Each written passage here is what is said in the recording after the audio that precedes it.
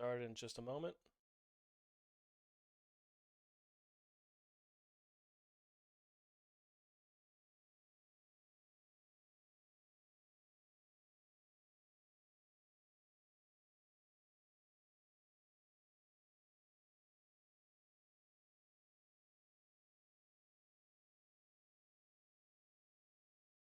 Okay, let's get going. Audio looks good.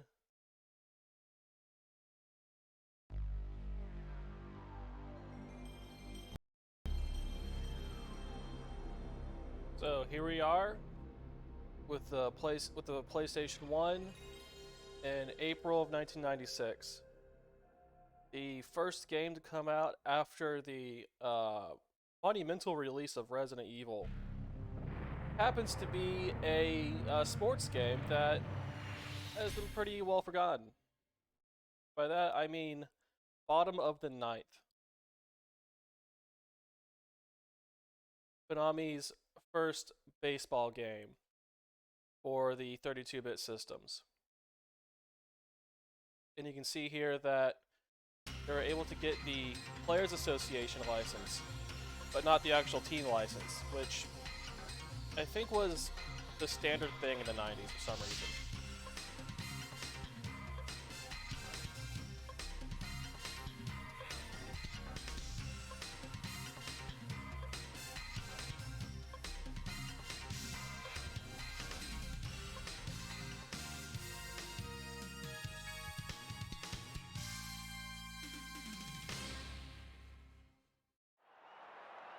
So even from the opening, this already looks better than Bases Loaded doubleheader from 1995. I guess automatically makes this the best baseball game when it came out. Anyway, you have the standard baseball game modes. You know, 1-player, 2-player. You can manage teams, which is just trading players. So you have normal options here. Let's set this to auto for reasons I will get into. You know, the control. This is a not particularly helpful control screen here.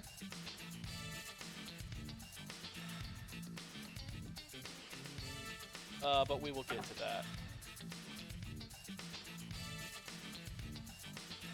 So let's just go into a single game here to show it off a bit. They went ahead and made up a bunch of teams, but in place of the existing teams. So, you know, the Milwaukee, I guess, Thunderdome here is going to have all of the Milwaukee players in real life in 1996, but none of the team branding or anything like that. Alright, you have Texas, we got Seattle. That's actually not a bad New York logo. I don't know why Toronto's is being reflected through a space helmet, or it's inside of a dome. Oh, it's the Dome Stadium. That makes sense. I'm not sure what's going on here. Oakland's got the Angry Catfish, the Oakland Catfish, you know, the famous baseball team. Detroit, I guess Konami didn't understand what Detroit was all about. The Boston Lobsters, Lapses, very appropriate. Baltimore Trains? I wasn't aware Baltimore was famous for its trains, but oh well. Chicago Suns, which, okay. Cleveland, I don't know what's going on with Cleveland here. The Kansas City Bottle Caps, that's my favorite team. The Minnesota M's, of course. And you have your alternate Chicago team. You got Cincinnati, similar to Cleveland, I guess. Zombie had no idea what to do with these. Houston, not the Astros. You have Pittsburgh Peas, the Pittsburgh Peas, you know, very famous. Montreal Rainbows or the Laurels? I don't know. Got the Florida Sailboats? The Atlanta Peanuts, of course. You can't have a baseball game without the famous Atlanta Peanuts. Probably better name than the actual name, though. Yeah, you remember the arch thing from the 90s? It was a big deal when it got built. Another pretty good New York logo, gotta say. Philadelphia, that's not bad. Colorado, I don't know if the developers at Konami could place Colorado on a map, which most Americans probably couldn't either, so no shame in that. Los Angeles is just Los Angeles. San Fran, got that bridge. Everyone knows about the bridge in San Fran. And then the San Diego Flamingos. You know, it's famous for its flamingos, San Diego. Anyway, let's choose a team. Choose a computer team. Let's go against the bottle caps here. For giggles. There's a lot of options going on. I don't know what this is. Let's put it on. The ballpark at Amarillo. Tomato. Greenway Park. It's Greenway Park, not Fenway Park, it's Greenway Park. Waterfront, Titan, yeah, so they couldn't... Look, man, licensing is hard. Let's put this on easy, wind, air, slaughter. Anyway. This screen is confusing, I guess, without the manual. No idea what's going on here. I'm choosing guys for the bullpen and then the dugout, but I'm not choosing anything. I don't know.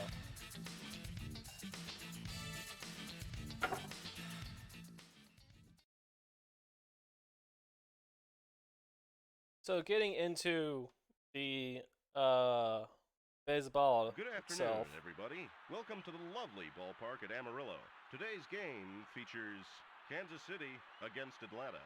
Sit back, relax, and enjoy the ball game. You know, this stadium doesn't look too bad. It looks better than the other contemporary baseball games. The pitching works decently well. You press the cross button to throw, and you can use the D-pad arrows to mess with where it's going to go inside the box. And I think it's inverted to some extent. I mean, it does something. It's just, I don't have a good handle on what it does. Play ball. At the plate, number 25. So I start off pitching, and this guy's batting. So let's see what we can do here. That's ball one. No outs. Nobody on. The pitch. And he got it. So I set this to automatic because High, pop fly to short. it sucks. Fielding sucks in this game. It's terrible. It's rotten. It's no good. The AI is way better at it than you will ever be, than I'll ever be. So let the AI play the AI in that regard. Ball one. Strike. So if you couldn't tell, the idea here is the pitch gets thrown, which creates a very temporary crosshair that flashes there. And the batter has to move that second inside box around and then hit the ball at the right timing in order to actually hit the ball. And I guess where you get the crosshair in the box determines, you know, like how you're hitting the ball. So it could be a fly ball, it could be a foul, it could be a homer, it could be whatever. It's a very tricky system here. Grounder to second. Out. And this game is only fun with the assists on. Without the assists on, it is maybe one of the most infuriating games I have played yet.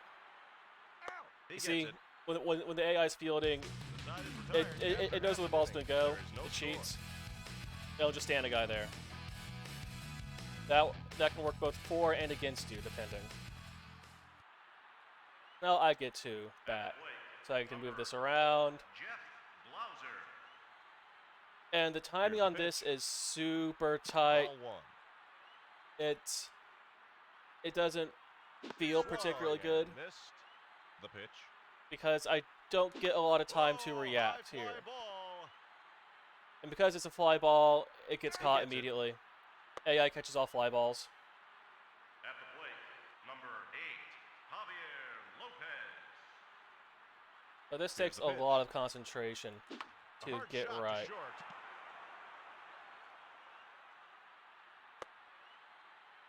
So I got a single off of that.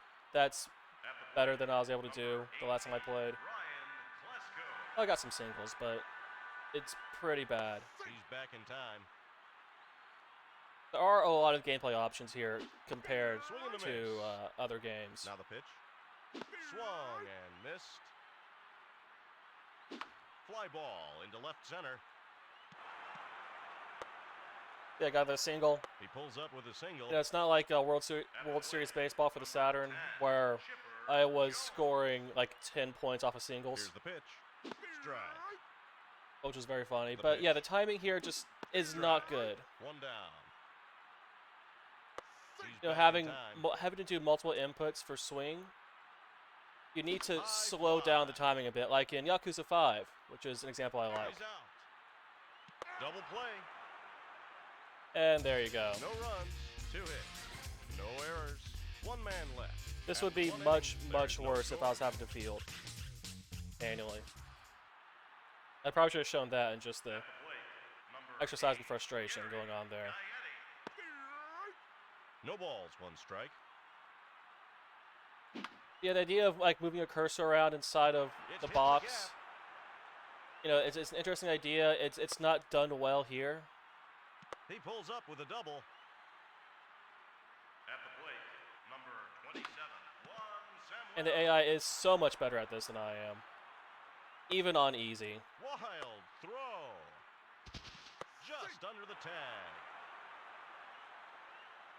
Also, I think I seem to have lost control of throwing the ball to base with this on as well. So, oh well. Strike. Ground ball. Out at second. Double play. Or maybe the AI is better at it. I don't know. Number 38, Chris Stein. Ground ball. But yeah, it goes like this. Out. It's a baseball game. It's a very 1 frustrating run, baseball 2 game. hits, 1 error. Nobody left. These production values are After pretty 1 good, and a half though. innings, What it Kansas is. City lead. I mean, this looks better than the other contemporary baseball games, The pitch. but that doesn't mean much in our day and age. No outs. Nobody on. Swung and I should missed. not have gone for that. But the reaction time is so tight there.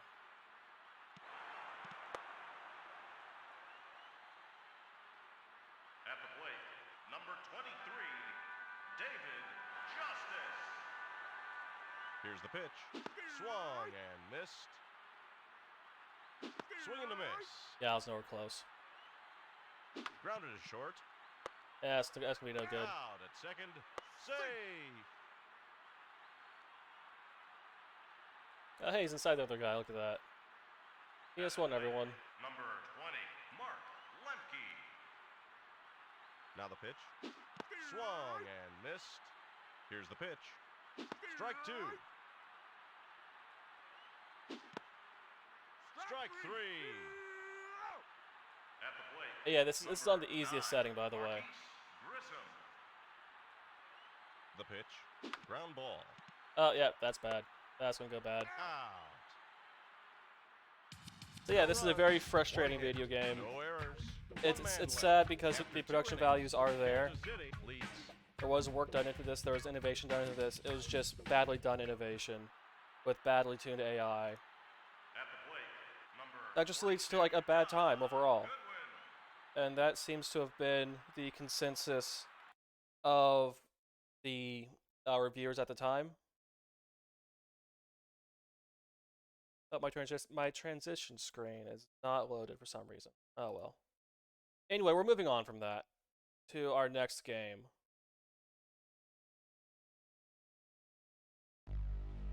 Which is a port from the 3DO of what was considered, apparently at the time, to be the best first-person shooter for the 3DO, which is saying almost nothing.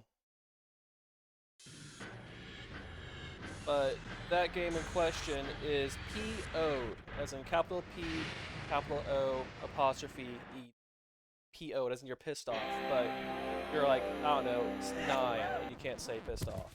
It's the naughty thing to say.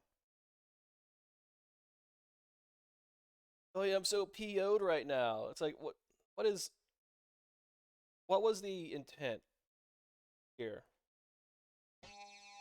Anyway, there's a premise. It's not a story, it's a premise. What a crappy day. What a really crappy day. Sure seemed like a sweet deal back at base. Imitate an ice cube for 3 months. Eat some dumb mercs for 2 weeks, and then 3 more months in the fridge on the ride home. 2 weeks of work for 6 months of pay. Not bad at all. Well, the cook is always the last to know what the hell is going on. I never would have taken this if I knew it was going to be a bug hunt. I hate bug hunts. Mercs have...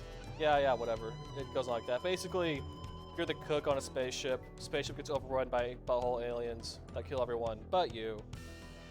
And so you have to go fight your way out.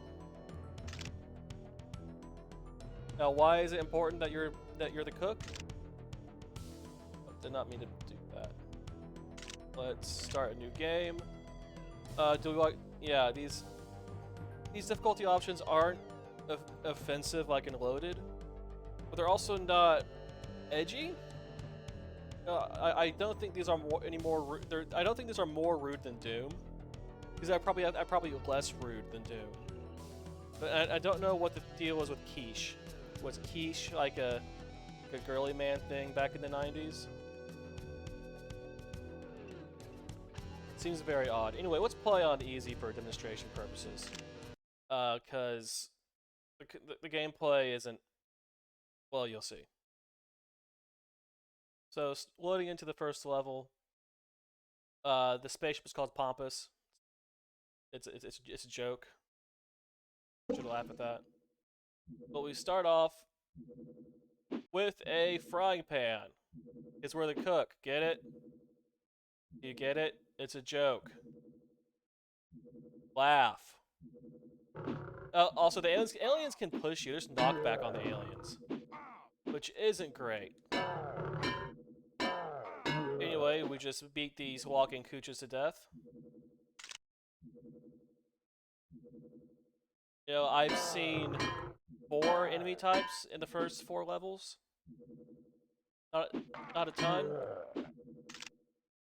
But by 3DO standards, it's not bad. The main issue here is the movement. So this movement feels like it's on ice, and to the point where all these ramp surfaces, you slide down the ramp surfaces. There's a jump button, which will become very important. And there's a sprint mode. You toggle the sprint on, so you see you really go with the sprint. You really jump with the sprint. But there's also fall damage and platforming. So it doesn't work very well with itself. Okay, look, there's a butthole there. There's a little guy here. The field of view is not good enough for what they're trying to do with this game.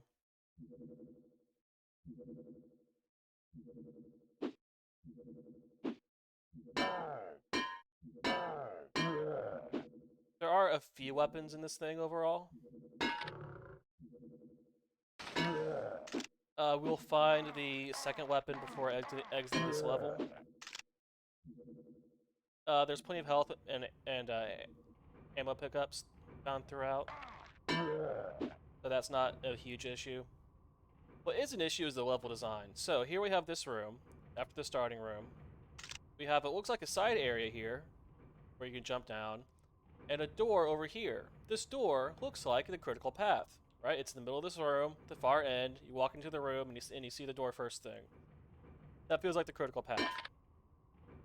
We go in here, we get into this little hallway fight. That sucks, because, again, you get pushed around, and there's a field of view problem. And you go into these big silos. This is like a 3-4 level silo area, bunch of enemies, med kits, the second weapon pickup. But there's like 3 of them in here for some reason. These elevators, one goes up, one goes down. It's a whole thing. It's also a dead end. Because what you actually have to do is drop down here into this room. This room has the actual level exit in it. It also has a pickup for the second weapon. So that truly was a dead end back there. That served no purpose. It's very easy to get boxed in by these enemies because, again... Alright, let's switch to the new weapons, which is the butcher's knife. You can throw them, like throwing knives, for some reason. This is an improvement. And yeah, these slippery slope surfaces are a hassle. You know, if you need to actually go up them to do something. The jumping doesn't feel good. It's all a bit sloppy, really. Yeah, let's just get some health. And we're pretty good on that now. So, this is the main hub area for the game. Apparently. There are 3 branching areas. The first one is through this green teleporter here, which is the end of the level. All the levels end with that green teleporter.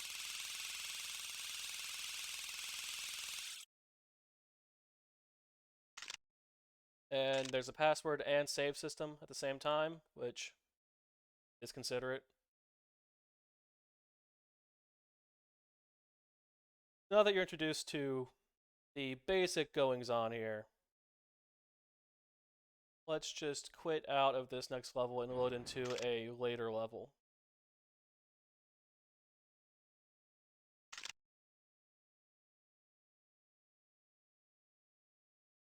So let's load game. Load this slot here. This takes us to the 3rd or 4th level in the game. It's a level. It's very vertical. There's multiple tiers. There's a ladder. There's a lot of platforming. There's switches and teleporters. You also find the 3rd weapon, which is an actual space gun. Nice. So you have the solar level here, full of dudes, as you can see. We're already dead. This ladder sucks. I don't like it because it puts you right up against the textures. The textures in this game warp real bad. Like, some of the worst texture warping I have yet seen while doing this. So at the top level here, you can try to jump around. Jumping around corners is a crapshoot. Takes a lot of practice. And it's very not obvious where you need to go. Because where you need to go is on the 3rd level, which you can't get to from the elevator. I mean, from the ladder. Get to the 2nd and 4th level, but not the 3rd level, where you need to be. Oh, hey. Hey, buddy. There we go. There's the ladder. So we have to go up to the top level and then jump down correctly without being able to see where we're jumping. Because it's a Doom clone, not a Quake clone. Would have been better as a Quake clone. But that's just like my opinion. Here we are. Get down to... Oh boy, hold on. Alright, get down to this level. So there's 2 teleporters here, one on either side of this silo. You have to go in this teleporter. Well, I guess not. And those teleporters are activated by that switch in the middle of this room. You activate things by hitting them or shooting at them. Go get to it from here. Try to get to it from here. But the thing with the enemies is their corpse sprites have like some height on them, so you're stepping up and down on them. And the hitbox for this is real finicky So if you don't have this gun, which you can't get without hitting this, you'll be standing right next to it on top of, a corpse sprite if you kill the enemy in a wrong place, and then you can't hit this thing at all. Great level design right there. So let's see if we can get to the exit of this level. Again, the combat, not particularly challenging, not particularly engaging. The platforming is an exercise in frustration. The textures warp like crazy. Now, I could do a running jump, but the running jump increases the slidiness. So on platforms this small, if I did a running jump, I would slide straight off, no matter where I landed. So I have to do all this corner nonsense, get through the teleporter into the side room. There are 2 side rooms, they are identical. Except this one has a false wall. There's nothing indicating that the wall is false. No signposting of any kind. There's nothing in this level indicating that you should go there. You just gotta bash your face into all these textures until you find it. So we go through here, down a spiral staircase that we can't really see that well because, again, this is a Doom clone, not a Quake clone. We have a hallway here, 2 paths. Both paths lead to identical looking rooms. One of them has the exit, one doesn't. This one has the exit. You don't get really anything for going down the path that doesn't have the exit. And now this is an actual drop here.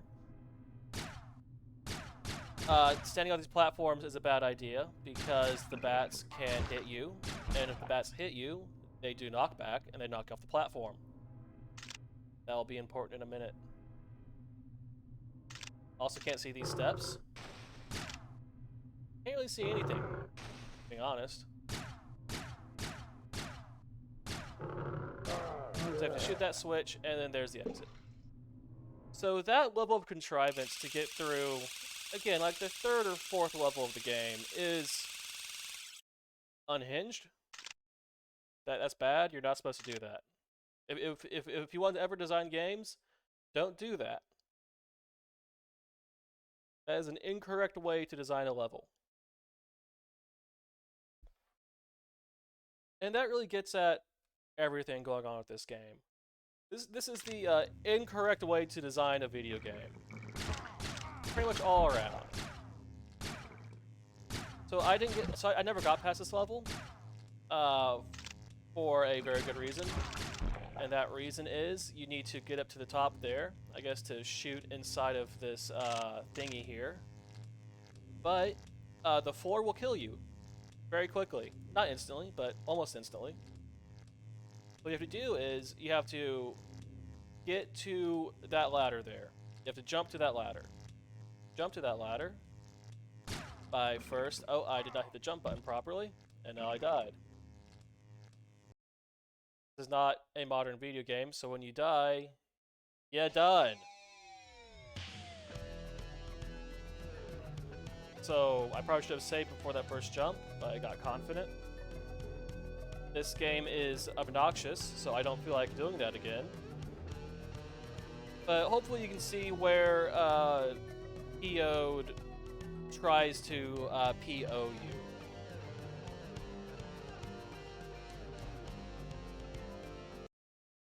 It really is just a unfortunate experience.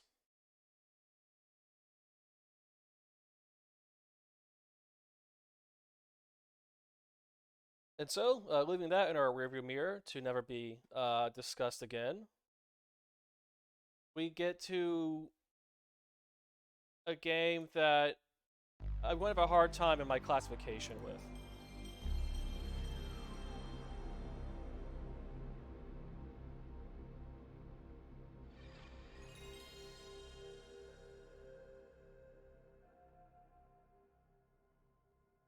And that game is Williams Arcade's Greatest Hits, which is a arcade game compilation. from Digital Eclipse, who are the arcade compilation guys. If you need a good arcade compilation done with good emulation, you get Digital Eclipse.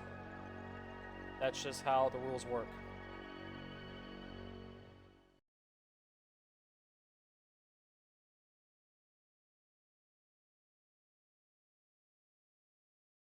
And this being one of Digital Eclipse's earliest one of these, it contains 6 games from the early 1980s, which was already considered retro by 1996. Kind of odd to think about. You know, this is the year 2023. Game 13 to 16 years ago, like 2007 to 2010. You're talking about like Call of Duty 4, Halo 3, you know, the Mass Effect games, Red Dead Redemption. And I don't consider those retro. They're fairly modern in a lot of ways. But, you know, like Defender and Joust and Robotron were retro after only 13 years. Anyway, you have these 6 games. The emulation's very good. It's a very accurate port. But the big thing is, for each of these, you have a big fat chunk of text on the history of the development, release, legacy, design for all these games, with interview video clips, such as this. Management came down. This was about 3 months before the show, before we had to finish this game, and management came down and goes, "Man, this game is a pile of I mean, this game is so stupid. I mean, what are these people on here? I mean, where are you going?" You know, it was like, you know, they were saying, "Okay, you got to get rid of these stupid astronauts out of there, you know, and get some game going here, you know, because you are really blowing it." So very short clips because this is a CD-ROM game. You know, and there's little points in the clip in the text telling you which clips to watch for context on what. So looking at this paragraph here for Defender, they're about to debut the game, but it wasn't done. They got the game to a playable state the night before, and then they had to burn the ROMs or flash the ROMs for the arcade cabinet at the convention down the street. And they did that the morning of the convention. So let's see what Larry DeMar has to say about that experience. And then it was like 4 a.m. and it was like, okay, we got to burn the ROMs for the show. And we like burned them. We like took everything was stuck in this computer memory, so we had to like pull out the bytes essentially, and then burn them into EPROMs. And we did it, and like it was at 6 a.m. Plugged them in, it didn't work. And I was like, oh, you know, it's like, what happened? You know, did we bend a pin? Did we, you know, of these, you know, 12 ROMs, you know, what was screwed up? And we burned them again or something, and they were like all blank or something. I don't know what it was, but finally we burned them again, and we got something working. And we like took these chips to the show. The cabinets were sitting on the show floor, like awaiting this program. You know, so we got to the show at like 7 a.m. and, you know, plugged in the chips, and the thing came on, and it was just like, we were just, oh my God, it worked. You know, we were just, you know, couldn't believe it. It was like we were just so high from like not sleeping, and, you know, it was just this ultimate high to like just this thing actually worked. So you get a lot of that. There's multiple clips per game for most of the games. I think this has the most with 8. I think SnStar only has 4. Bubbles doesn't have any. There's also a media gallery, which has all the expected, you know, game compilation things of old ads, random pictures, you know, that kind of thing, box art, design drawings.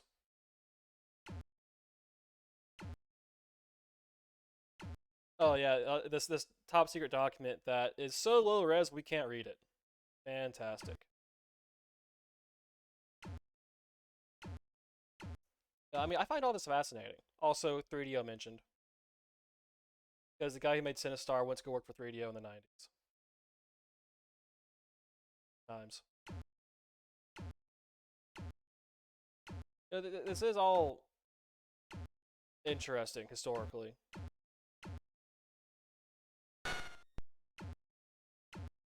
Anyway, so you have, you know, these in-depth histories with video clips and interviews for every one of these games, and then the games themselves. Let's start with Defender here. I mean, they're from the early 1980s, so they're very simple and straightforward. Kind of like you see it and you understand what's going on.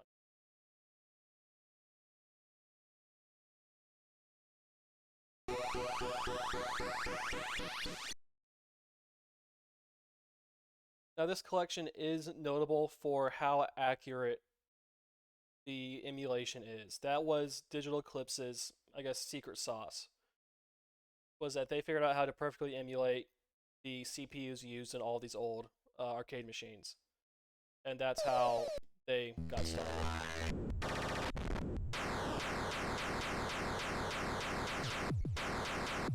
So yeah, this is Defender. Oh, you need to shoot these alien guys. The alien guys are trying to grab the little guys on the ground. If they can grab the little guys on the ground, they can evolve into something very deadly. So you fly around and you shoot everything. That's it.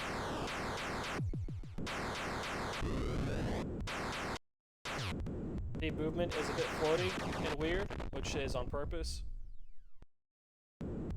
I'm bad at this, as you can tell.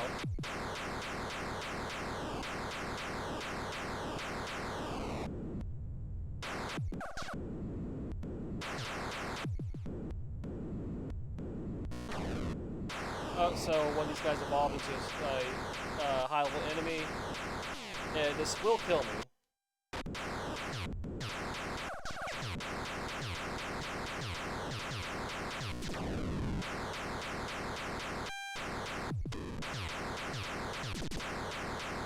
Let's see through here. Oh, yeah, there we go. This isn't like a 90s arcade game where you put in credits to continue playing. You get one credit, one play, and that's it. Try to get a high score.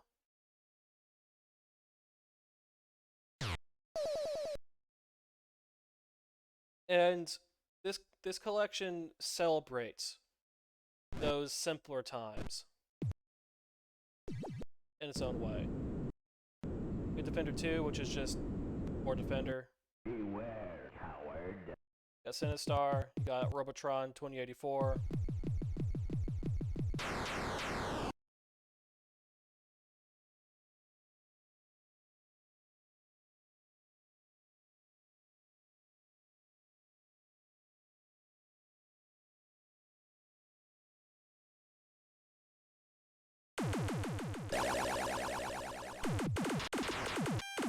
So this one's a bit odd because it replaces the dual joystick controls with the face buttons and D-pad.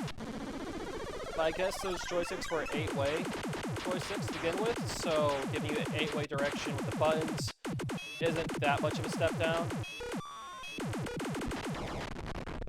But yeah, no, again, all these games are incredibly difficult. You know, as you do.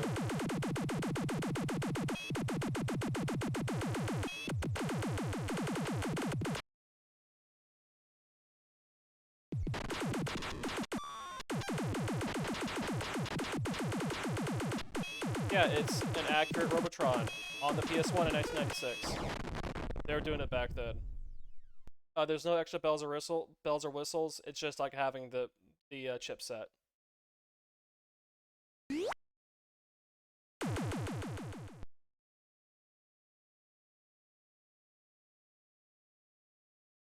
So because I'm bad at all these games, you know, like Joust for example here, I personally get more out of all the history stuff and the interviews, which is just fascinating to me. How people in the 90s looked at games from the 80s. Because we know how we think about games from the 80s and 90s. But, you know, the past had its own past. And that's something that is easy to not appreciate. Yeah, Joust is fucked. This game's fucked up. It's like these controls are intentionally weird, you know, on purpose. The flat button and everything.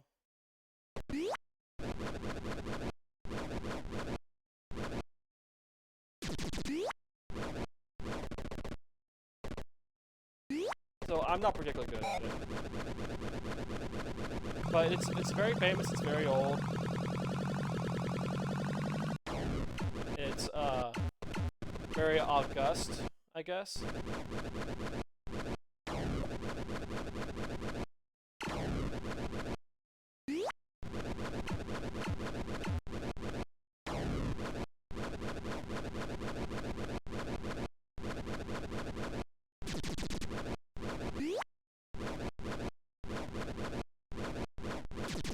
Get him!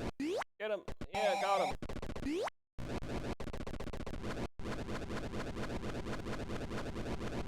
Yeah, you can just play these games. Oh, these guys are so fast. These guys are so fast. Holy cow. Yeah. And, you know, kids in the early 80s would stand at, you know, these cabinets for hours just figuring out how to play this shit. It's easy to see how that kind of experience would breed a certain kind of hardcore gamer and nostalgia for a certain type of game design that we're still cursed with to this day. Yes, me.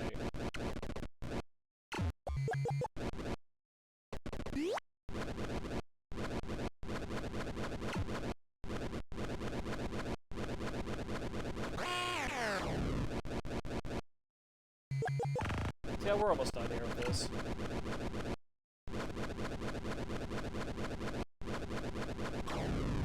Yeah, that game is over. Good for me.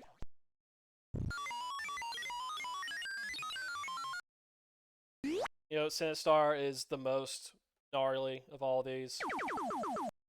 We can go look at that.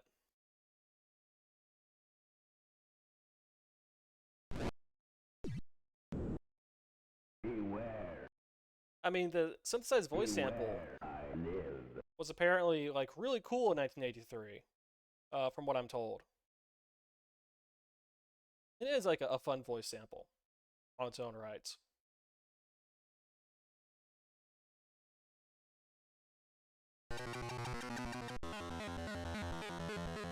So this is the most involved game. You do asteroid stuff here. You have a map. And at some point, Sinistar will come to life and eat you. I don't know how to get around that. I didn't spend enough quarters in the 80s to figure out how to play Sinistar properly.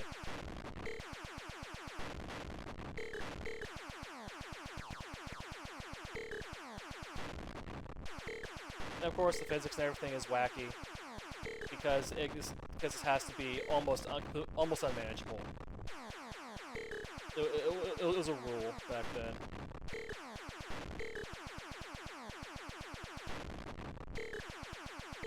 Let's see if we can survive it until Sinistar shows up.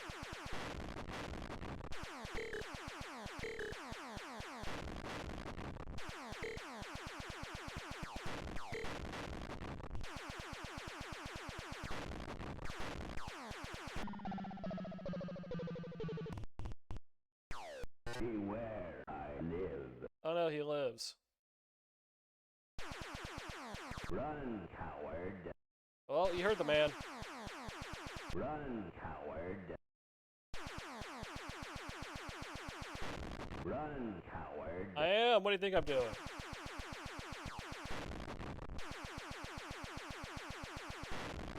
I hunger, coward. Oh no, yep, and yeah, he just eats you. I don't know. Beware, I live. This was like Nemesis from Resident Evil, but in like 1983. Oh, yep, flew right into it that time. So yeah, this game's gnarly.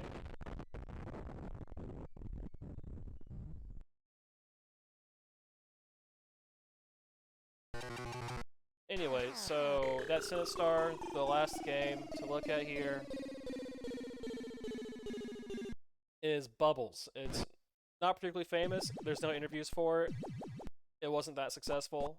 But hey, it's here anyway, and that's nice. Apparently, a game where you play as a soap bubble in a kitchen sink.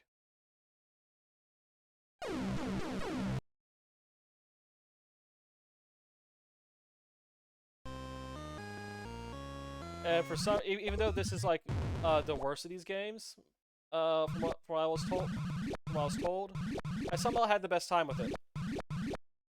Maybe this was bad at the time because it was too easy, right? It was too possible to like do stuff in this game, so it didn't make any money. It seems to have been the idea of the time. Is that you wanted players to die quickly in order to well, or I just did badly there, but whatever. I've had a good run at it before.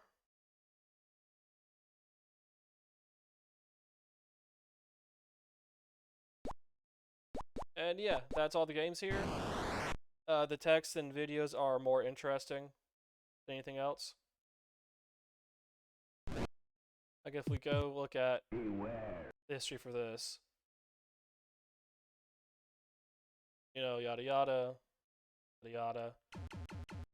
Get RJ McCall. That quality that I saw back then, it still stands out.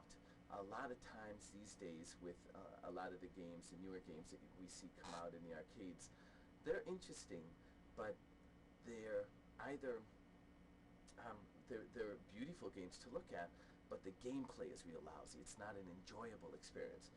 Or they've got some interesting gameplay things going there, but they don't pay attention to graphically what really makes a game look good and can help bring the player into the experience more.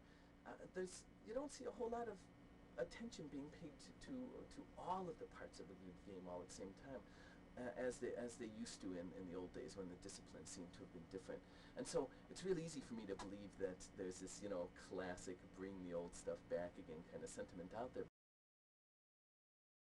Yeah, talking like that in 1996 seems wild to me.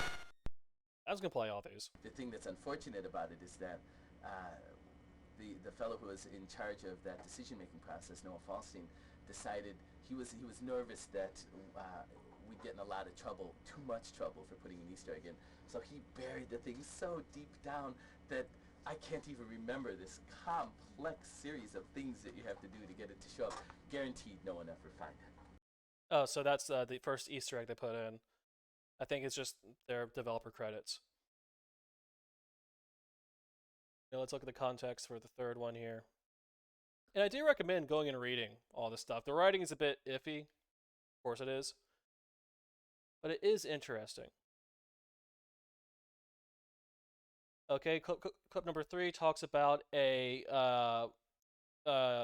lives exploit, where if you did something, you could get hundreds of extra lives. So let's look at that.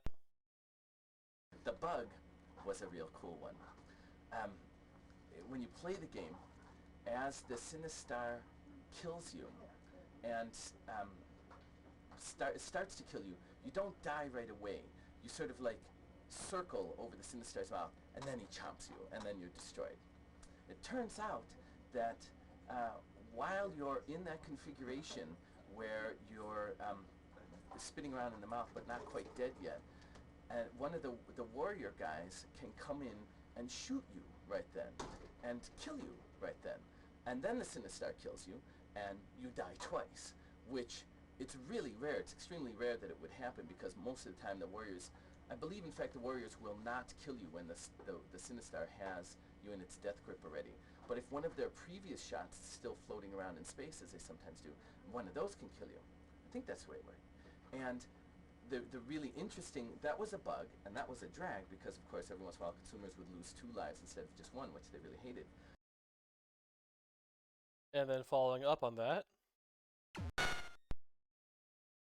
Kids found out that if you only had 1 life left, and you got into that death grip where it was about to destroy you, and then the warrior shot came and killed you, the warrior shot would reduce your lives to 0, and then the Sinistar would kill you, which would reduce your number of lives left to -1. And in the computer world, -1 is also a really big number. And all of a sudden, you'd have 255 lives left. And Lord knows how the kids would find these things. But I knew kids that could show me this in an arcade. They go up and say, look at this. And all of a sudden, they have 255 lives. And man, you can play for a long time on Sinister.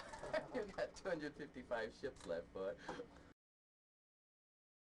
There's a lot of interesting things in here, of course, as far as I'm concerned. And the arcade games are what they are. Again, it's accurate. Anybody playing with a PlayStation controller, so do what you will.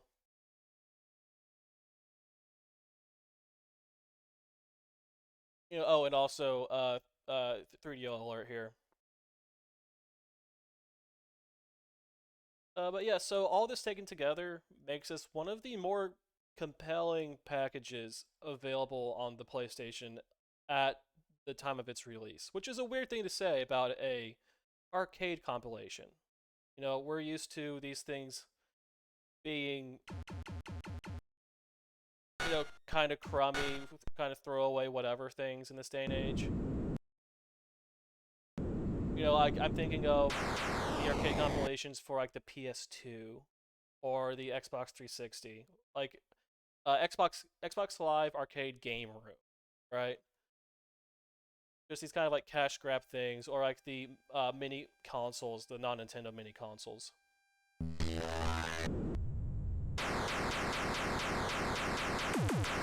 So like, I think of that, but Digital Eclipse, when they get the permission to do so, they put in the work. They go, they do interviews, they get materials, and they make something compelling. Not just in 2022, they did Atari 50, which is an incredible package. I'm terrible at this game, by the way. But like, Atari 50 is an incredible package. That's celebrating the history of Atari games.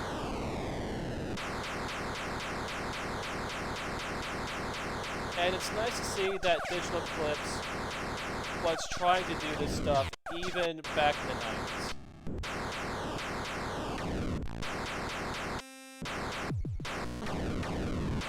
That's very heartening for me to see.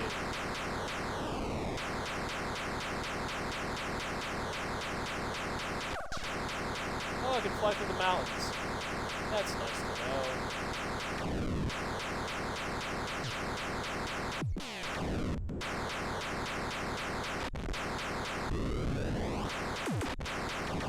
Oh, there we go. So yeah, that's Williams Arcade's Greatest Hits or Williams Arcade Classics, depending on the which version you're playing. And going from that, we're going to get to our last game this week. Last, somehow not least, game this week, though it might be the least game. Like, I think physically it's the least game we have going on here.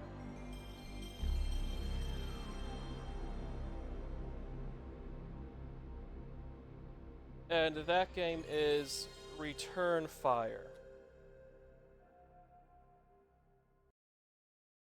which was a top-down action game originally released for the 3DO. There's a lot of 3DO games on the PlayStation this week.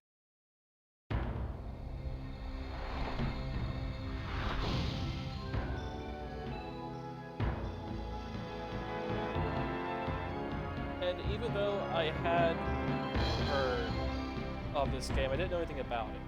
I didn't know why I heard about it before. So there is some amount of cachet this thing.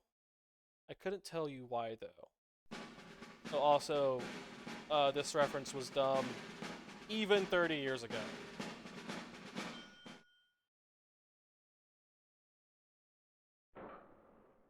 So yeah, I played up through the 4th difficulty level out of 18. Let's just show off an early level to talk through what the mechanics are. Let's do this one. I haven't seen this one before. So each difficulty level has multiple maps.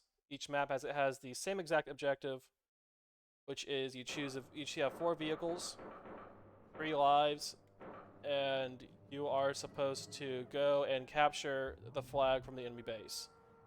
The enemy bases have turrets, and you know, later on, other vehicles to shoot. They have buildings that you can shoot that don't do anything. You see there's a turret there, it hasn't seen me. You can shoot straight or you can shoot up, I guess for distance or shooting sky targets. If you shoot the buildings, guys will run out and throw grenades at you, so you actually don't gain anything for shooting the buildings. There's field ammo consumption for all your vehicles. There's also health, but I don't see a health meter anywhere on here. So, I don't know.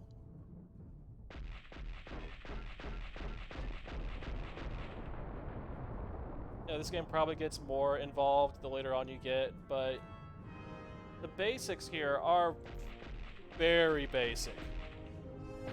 It's just this. And some obnoxious public domain music. It's you, your vehicles, some bad music,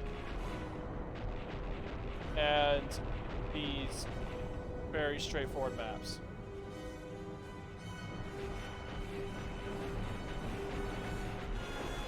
And your 4 vehicles are, you know, the tank, you have a missile artillery vehicle that's similar to the tank, a bit longer range. A helicopter that's almost completely useless. And then the Jeep.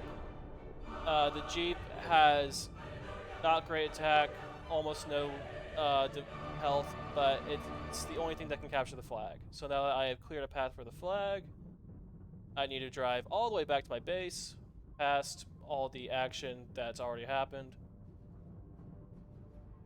Yep, just driving. Yep. Don't mind me. Driving my tank. Back to my base. You can, like, refuel up here at the fuel station if you want, but ammo is a bigger concern than fuel. So, and the only way I've found to get ammo is to come back to base.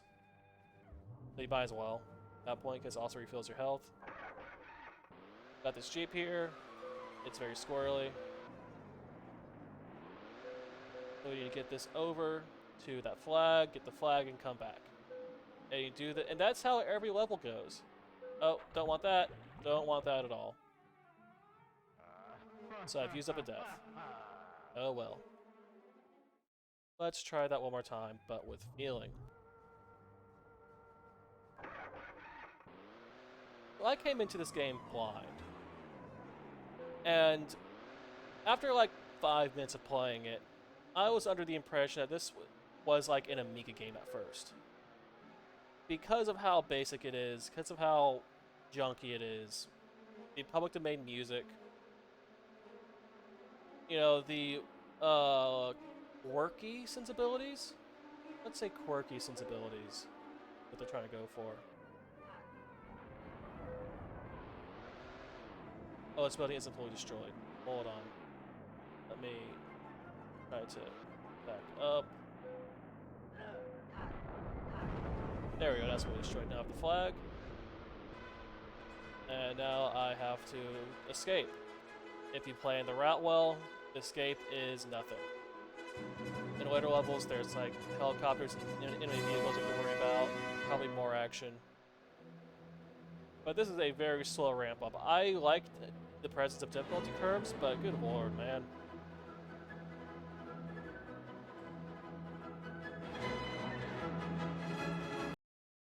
And there you go, level done.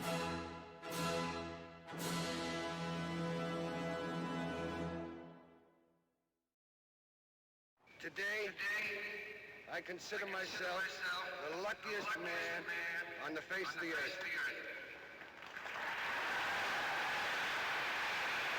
So that Lou Gehrig clips plays every time you win a level. I think there's supposed to be multiple clips that play, but for some reason that's the only one that actually happens.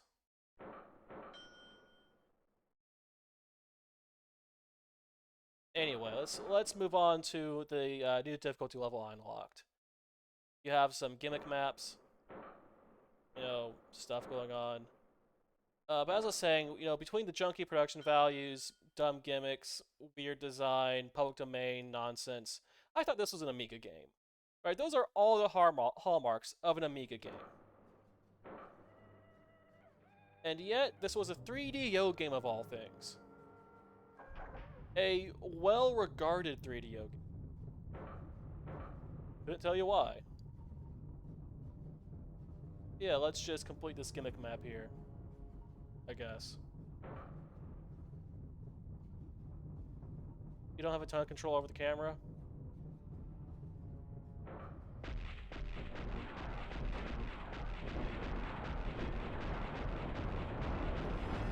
Oh, there's a lot of stuff here.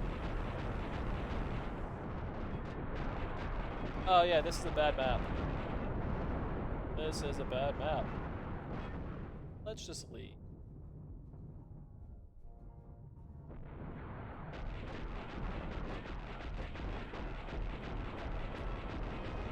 Yeah, it's this, right? You know, the levels have their own designs and whatnot, but you're still just doing this. I think I'm low on health. I think I'm low on health. So let's go back to base and refill health. Drive all the way back to base. Yep, we're just doing this. It's not particularly super, it's not super hard. It's just kind of boring. It's uninteresting. You know, there's co-op, so maybe this was supposed to be a co-op game. But most games can be fun in co-op. You know?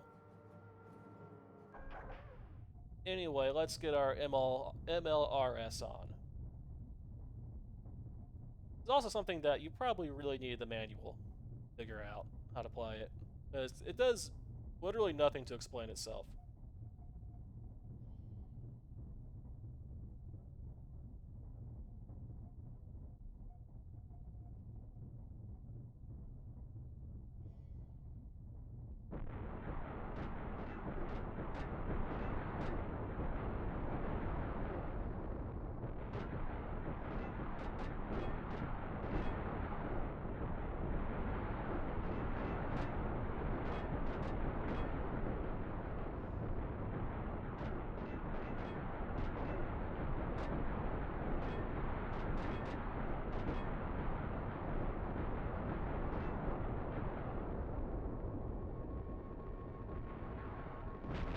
Oh, there's a helicopter. These things are pains in the ass to deal with. Oh yeah, I'm about to die. Okay, let's get out of here. Let's get out of here. Let's skedaddle.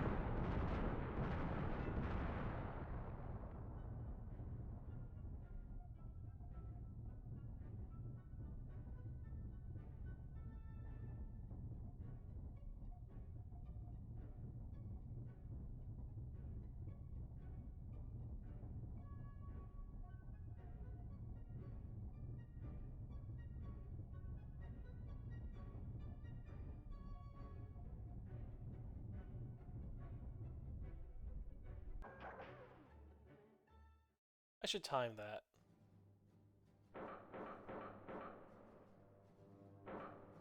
Alright, the helicopter will die almost immediately, but let's see it anyway. These are a real hassle to control.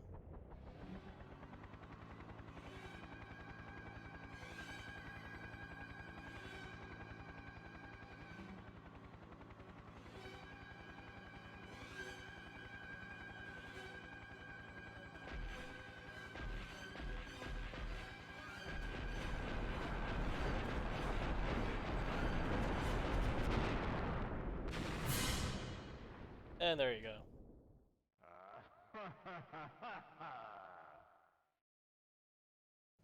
Game just kind of goes on like this. I've nothing to say about it. There's nothing to say about it. What you see is what you get.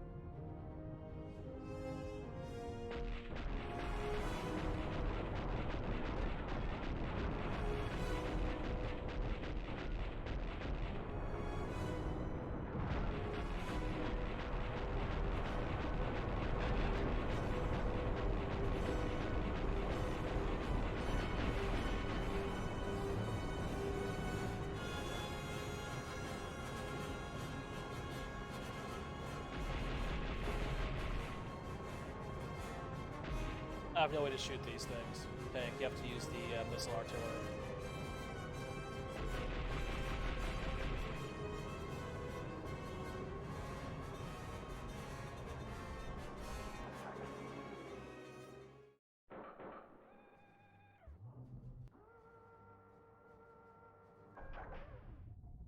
But it despawns when you change vehicles, so whatevs.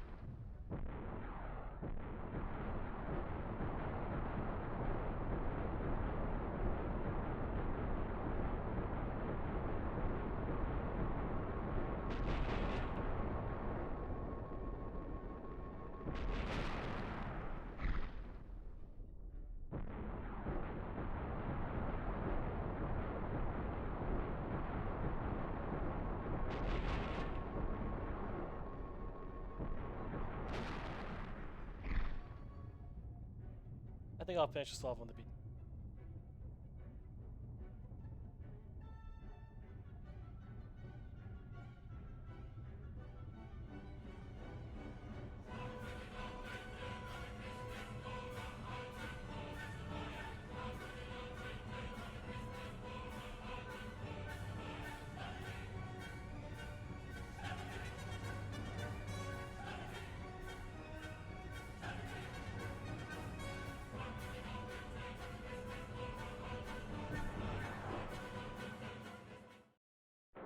I think we can just choose this again and it'll refill everything.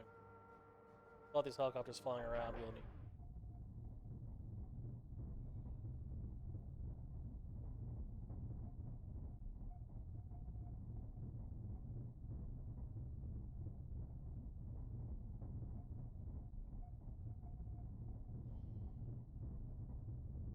Does this seem boring? That's because it is. This was sold for full price. In stores. On a disc. Not a cartridge, a disc.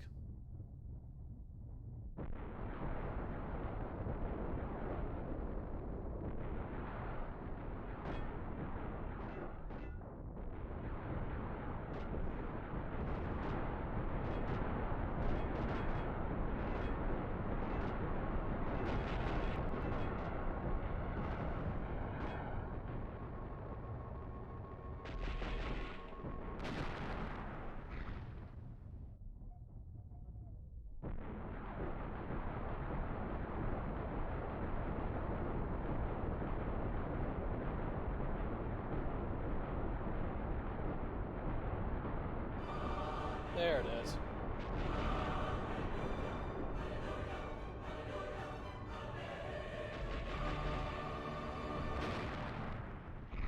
We'll just grab the Jeep, grab the flag, and not die?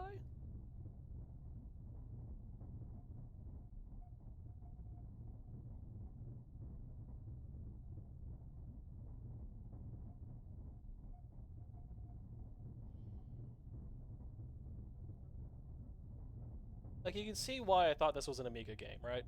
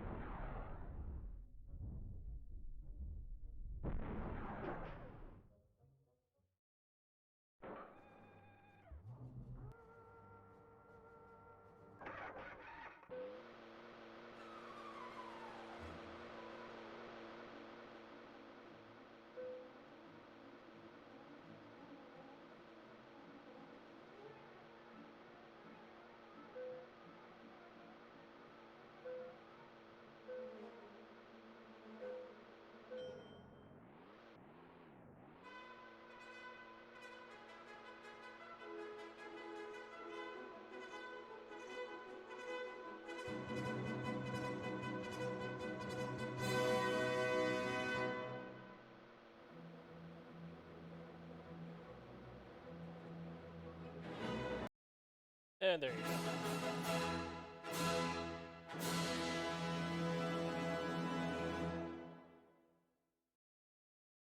Today, I consider myself the luckiest man on the face of the earth.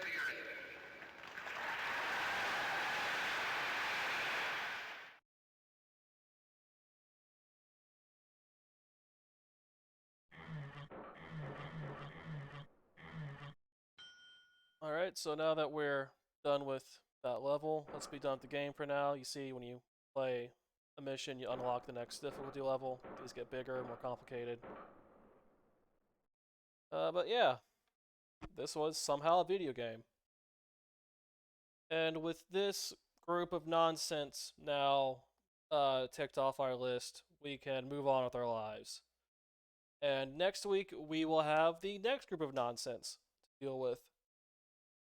When we look at the late April, early May releases from 1996, which are Hardball 5, Starblade Alpha, Slam and Jam 96 featuring Magic and Kareem, and Skeleton Warriors. I swear Q3 will pick up. There will be notable games starting in the late summer of 96. I give that as a promise. Not a good promise, but it's a promise all the same. Have a good evening, y'all.